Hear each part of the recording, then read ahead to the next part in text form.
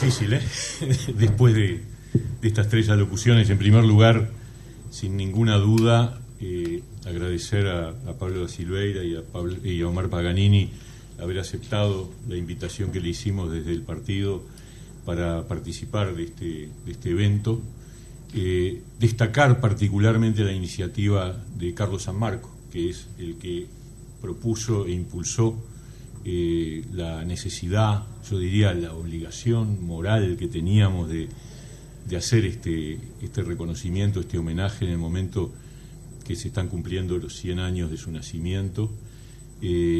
Agradecer la presencia de Juancho, de Felipe, de otros familiares de Juan Pablo, que realmente valoramos enormemente.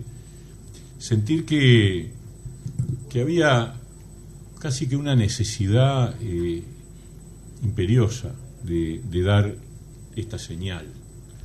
Los cuatro que estamos acá y varios de los que están sentados allí, fuimos sin duda parte del conjunto de compañeros que ingresó a la política en aquellos años. Somos nosotros prácticamente todos generación 83, pero hay muchos otros que son de anteriores generaciones, y que recibimos sin duda de Juan Pablo una enseñanza crucial, sustantiva, que nos marcó para siempre.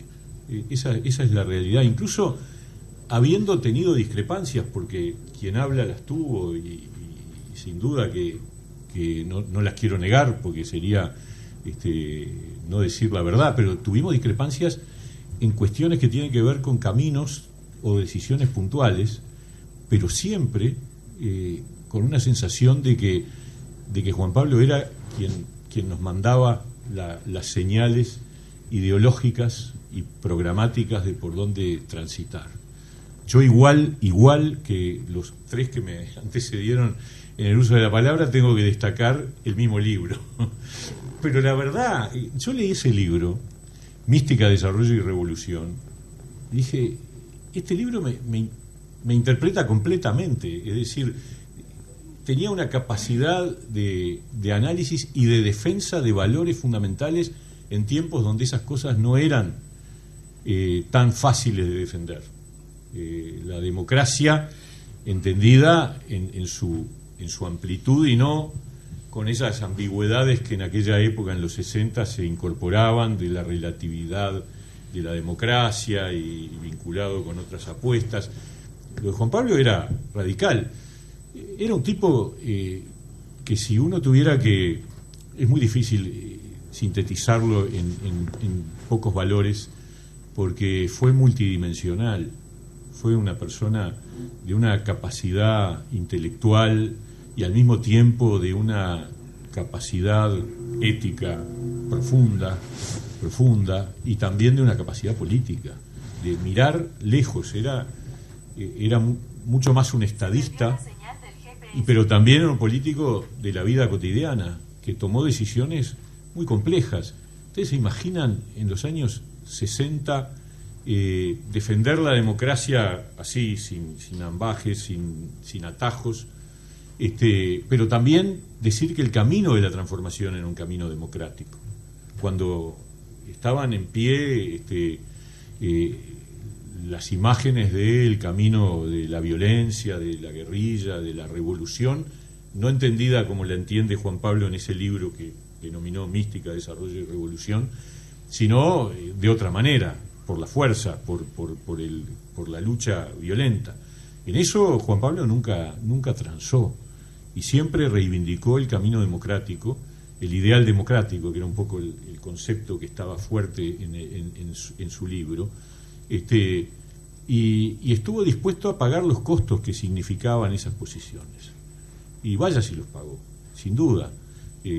La política fue injusta con él en cuanto a lo que podría haber significado Juan Pablo en el momento de la salida de la dictadura. Un tipo que además dio una señal brutal, que es que pudiendo haberse ido a pasarla seguramente con mucha comodidad en el exterior, porque Juan Pablo tenía una estatura tal a nivel internacional que era reconocido no solo políticamente, académicamente y a nivel de los organismos internacionales. Podría haber optado por el autoexilio, porque no era que lo hubieran echado, pero no le daban trabajo, no tenía espacio, no tenía lugar, y sin embargo optó por quedarse y por estar durante toda la dictadura en el Uruguay, viviendo y sosteniendo una familia numerosa, que obviamente no fue una decisión fácil, pero él quería tanto a este país, a su país, que decidió que no podía abandonar su territorio, porque además desde este territorio mantuvo vivo al Partido Demócrata Cristiano. Todos los que entramos acá, entramos durante la dictadura. ¿Y por qué entramos durante la dictadura? Porque había una organización que funcionaba como podía.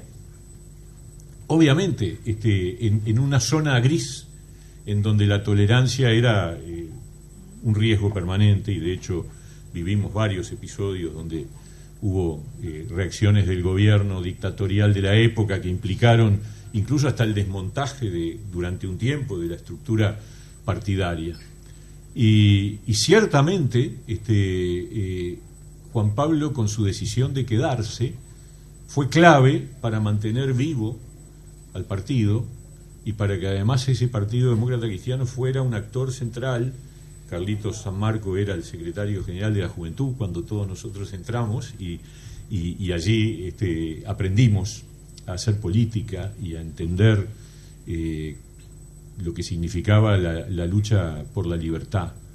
Y Juan Pablo Terra, que también dio un paso, si algo lo caracterizó siempre fue el coraje, ¿no? Lo dijeron todos, y yo comparto. El coraje y el no medir costos en cuanto a quedar bien o mal.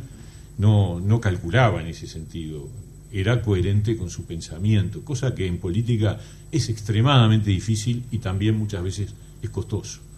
Pero Juan Pablo era así, era un hombre de una sola pieza, era un tipo, esa comparación que hace Daniel con el Quijote tiene mucho, porque era capaz de asumir los costos de decisiones que él creía que eran ineludibles y que eran ser fiel a sí mismo.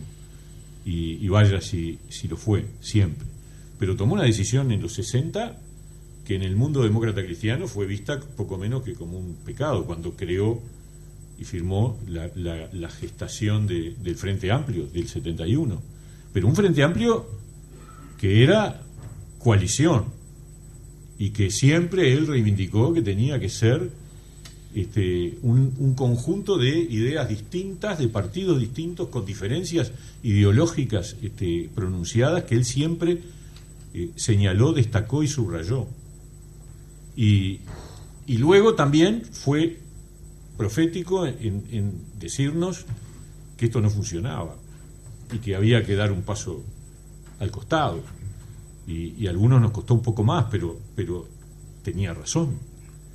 Y de hecho fue luego también uno de las figuras fundadoras del paso siguiente, que fue el acuerdo que llevó al 89 a que emergiera un espacio político separado del Frente Amplio, lo que se llamó en su momento el Nuevo Espacio, junto a su amigo Hugo Batalla, que fue alguien con el que tuvieron siempre una relación personal muy, muy especial.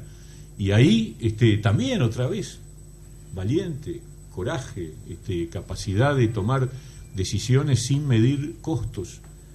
Y uno siente una gran deuda intelectual y política con él, y al mismo tiempo nos sentimos parte de una generación que tiene a Juan Pablo como un referente. Yo creo como un referente central, ¿no?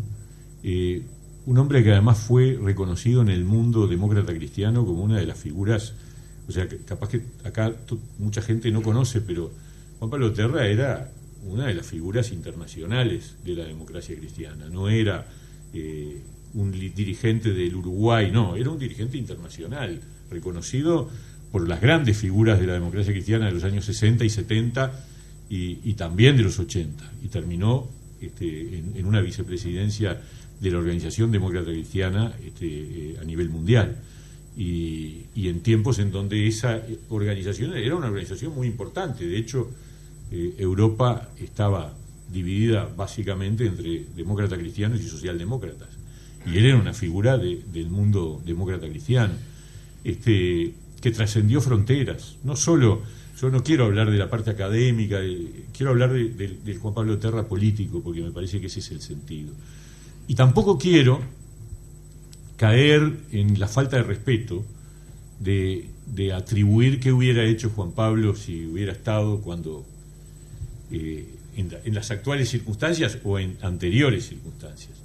Pues es de muy mal gusto suponer que hubiera hecho. Lo que sí digo es que Juan Pablo había tomado decisiones que lo ubicaban claramente en una posición post-coalición del Frente Amplio. Claramente estaba en ese momento en lo que era el nuevo espacio de aquella época.